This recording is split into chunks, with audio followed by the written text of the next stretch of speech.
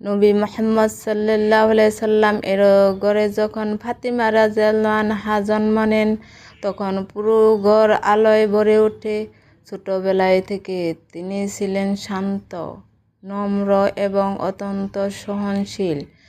যখন মক্কার লোকেরা নবীজিকে কষ্ট দিত, তখন ছোট ফাতিমা ছুটে যেতেন বাবার পাশে, মুছে দিতেন তার কষ্ট।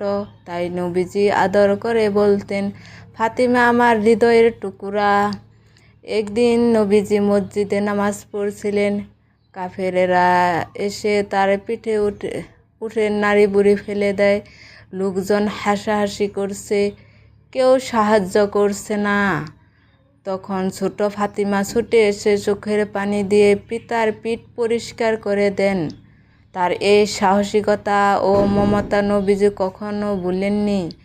বড় হয়ে তিনি হযরত আলী রাদিয়াল্লাহু আনহা এর স্ত্রী হন। দারিদ্র থাকলেও কখনো অভিযোগ করতেন না।